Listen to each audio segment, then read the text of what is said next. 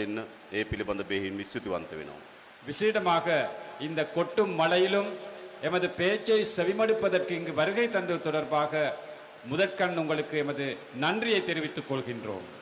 මම මේ කිලිනොච්චි ප්‍රදේශයේ අවස්ථා කීපයකට රැස්වීම් කීපයකට සහභාගී වෙලා තිබෙනවා. සමුපකාර ශාලාවේ. இதற்கு முன்பு பல தடவைகள் இந்த கிளிநொச்சி மாவட்டத்திலே அந்த எமது கூட்டுறவு மண்டபத்திலே பல கூட்டங்களில் கலந்து கொண்டிருக்கின்றேன். හැබැයි අද එදා ඊතා කුඩා ප්‍රමාණයක් තමයි අපිට සවන් දෙන්න ඇවිල්ලා තිබුණේ. අද දහස් ගණනක් මේ කිලිනොච්චි අම්මලා තාත්තලා සහෝදර සහෝදරයන් අපිට සවන් දෙන්න ඇවිල්ලා තිබෙනවා. ඒ පිළිබඳ බෙහෙවින් විශ්වතිවන්ත වෙනවා. அன்று அந்த கூட்டுறவு மண்டபத்திலே மிகவும் சிறிய அளவிலே தான் மக்கள் கலந்து கொண்டார்கள். ஆனாலும் இன்று ஆயிரக்கணக்கான மக்கள் இந்த கிளிநொச்சியிலிருந்து எமது இந்த கூட்டத்திற்கு வருகை தந்தது தொடர்பாக உண்மையிலே மகிழ்ச்சி அடைகின்றேன். පහුගිය සැප්තැම්බර් මාසේ 21 වෙනිදා අපේ රටේ විශාල දේශපාලන හැරවුමක් සිද්ධ වුණා. கடந்த செப்டம்பர் மாதம் 21ஆம் தேதி எமது நாட்டிலே பெரியதொரு அரசியல் மாற்றம் ஒன்று இடம்பெற்றது. පැරණි පවුල් වලින් පාලනය කරපු රට, පැරණි පරම්පරා වලින් පාලනය කරපු රට මෙරටේ පොදු ජනයාගේ දේශපාලන ව්‍යාපාරයක් අතට බලය මාරු කරන්න සමත් වුණා. பழைய ஒரு சில குடும்பங்கள் ஆட்சி செய்த இந்த நாடு, பழைய பிரபுக்கள் ஆட்சி செய்த நாடு முதற் தடவையாக ஒரு சாதாரண குடிமக்களோட கையில இந்த அதிகாரம் கிடைத்த தேர்தலாக அது அமைந்தது. විශේෂයෙන්ම පහුගිය මහමැතිවරණයේදී விசேடமாக கடந்த பாராளுமன்ற தேர்தலிலே විශාල ජයග්‍රහණයක් මෙම යාපනයේ දිස්ත්‍රික්කයෙන් අපිට ලබා දුන්නා. விசேட ஒரு வெற்றியை இந்த யாழ் மாவட்டமும் கிளிநொச்சியும் நமக்கு பெற்றுக் கொடுத்தது. අපි දන්නවා අපි වැඩිපුර දේශපාලනය කරේ දකුණේ.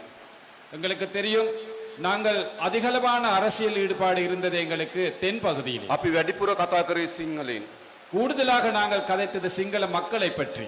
අපේ දේශපාලන ක්‍රියාකාරකම් විශාල ප්‍රමාණයක් අපි දිනපතා සිදු කරේ දකුණු පළාත්වල. பெருமளவிலான அரசியல் நடவடிக்கைகளை நாங்கள் செயற்பட்டது தென் பகுதியில். අපි මෙම ප්‍රදේශවල උතුරේ ඒ තරම් විශාල දේශපාලන අපි යාපනයේ උතුරේ පාරවල් විශාල ප්‍රමාණයක් යලි විවෘත කරලා තිබෙනවා. ஏற்கனவே நாங்கள் யாழ்ப்பாணத்தில் பாதைகளை திறந்து விட்டிருக்கின்றோம். අපි මේ රට සාමාන්‍ය තත්ත්වයට ගේන්න ඕන. இந்த நாட்டை சாதாரண நிலைக்கு கொண்டு வர வேண்டும். ඒ වගේම අපි හඳුනාගෙන තියෙනවා.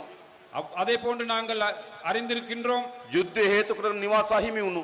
யுத்தம் காரணமாக வீடுகள் இழக்கப்பட்ட, නිවාසයක් හදාගන්න වත්කමක් නැති வீடுகளை கட்டிக்கொள்வதற்காக நிதி විශාල පිරිසක් මේ උතුරේ ඉන්න බව. மிக பெருமளவு மக்கள் இந்த வடமாகாணத்தில் සියලු දෙනාට அந்த அனைத்து மக்களுக்கும் නිවාස ඉදි කර ගැනීම සඳහා வீடுகளை கட்டிக்கொள்வதற்காக අපේ ආණ්ඩුව සහාය දෙනවා කටයුතු කරනවා. எமது அரசாங்கம் உதவி செய்யும், அதற்காக நடவடிக்கை எடுக்கும். පෞගේ දමන් දිස්ත්‍රික් සම්බන්ධයෙන් කරන කමිටුවට ආපු වෙලාවේ அண்மையிலே இந்த மாவட்ட ஒருங்கிணைப்பு குழுக்கு வந்த நேரத்திலே ගෙවල් හදන්න සල්ලි දීලා තිබුණා. வீடுகளை புனரமைக்க காசு நிதி ஒதுக்கீடு හැබැයි செய்திருந்தார். කොටසයි දීලා තියෙන්නේ. ஆனால் ஒரு பகுதி தான் வழங்கப்பட்டிருந்தது. ඉතුරු කොටස අපි ලබා දෙනවා. மீதி தொகை நாங்கள் பெற்றுக் கொடுப்போம் அந்த வீடுகளை புனரமைப்பதற்கு. ඉඩම් ටික තියෙන්න ඕන.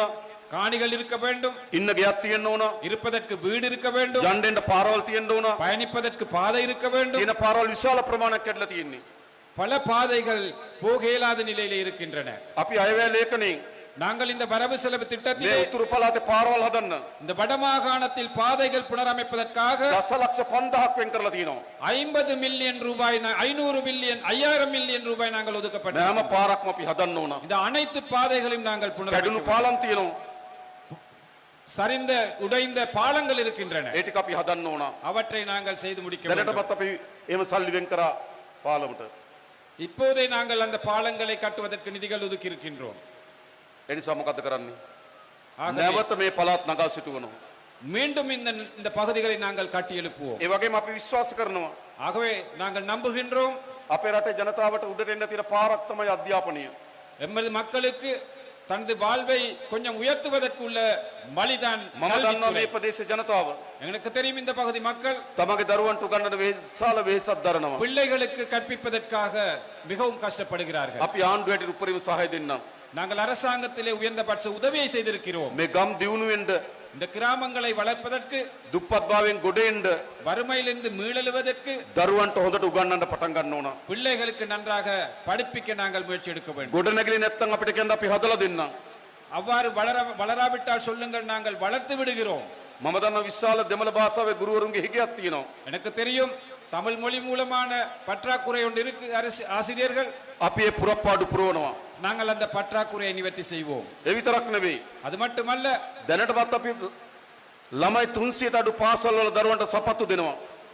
ஏற்கனவே 300க்கு குறைந்த மாணவர்கள் கற்கும் பாடசாலைகளுக்கு நாங்கள் சப்பாத்து அந்த நிதி உதவி චීන ආණ්ඩුව අපිට එකඟ වෙලා තියෙනවා ඉදිරි වසර කීපයකම පාසල් නිලැඳුම් නොමිලේ ලබා දෙන්න. சீன அரசாங்கத்தால் அவர்கள் கூறியிருக்கின்றார்கள் எதிர்வரும் வருடங்களிலே அவர்கள் இலவசமாக சீருடைகள் வழங்குவார்கள். ඒ වගේම අපි அதே போன்று நாங்கள் මේ පහුගිය ජනවාරි මාසේ கடந்த ஜனவரி மாதத்தில் ළමුන් ලක්ෂ 16කට பிள்ளைகள் 16 லட்சம் பேருக்கு රුපියල් 6000 ගානේ දුන්නා පාසල් පොත් සහ අමතර උපකරණ මිලදී ගන්න. 6000 ரூபாய் படி நாங்கள் வழங்கினோம் பாடசாலை உபகரணங்களை வழங்குவதற்காக. එහෙම දරුවට උදව් කරපු එකම ආණ්ඩුව ජාතික ජනබලවේගයේ ආණ්ඩුව. அவ்வாறு பிள்ளைகளுக்கு உதவி செய்யும் ஒரே ஒரு அரசாங்கம் தேசிய மக்கள் சக்தி அரசாங்கமாகும். අපි මහ පොළොව ශිෂ්‍යාධාර වැඩි කරලා තියෙනවා. நாங்கள் மகாபோல அந்த கொடுப்பனவை ශිෂ්‍යාධාර වැඩි කරලා அதிகரிக்க තියෙනවා. அந்த கொடுப்பனவுகள் அதிகரிக்கப்பட்டிருக்கிறோம். හොඳට දරුවන්ට උගන්වන්න පටන් ගන්න. பிள்ளைகளுக்கு படிப்பிப்பதற்கு நாங்கள் உதவி செய்திருக்கின்றோம். මේ රට උඩට ගැනීමට අපි වැඩ කරමු. இந்த நாட்டை மேலெடுப்பதற்காக நாங்கள் நடவடிக்கை எடுக்கின்றோம். ඒ වගේම තමයි அதே போன்றுதான் මම දන්න විශාල අමාරුවෙන් ජීවත් වෙන ජනතාවක් ඉන්නවා. மிகவும் கஷ்டமான நிலையிலே வாழும் மக்கள் வாழ்கிறார்கள் இங்கு. රුපියල් 8500 අස්වැසුම 10000 දක්වා වැඩි කරා. 8500 கிடைத்த அஸ்வசும 10000 ரூபாய் வரை அதிகரித்தோம். 15000 අස්වැසුම 10500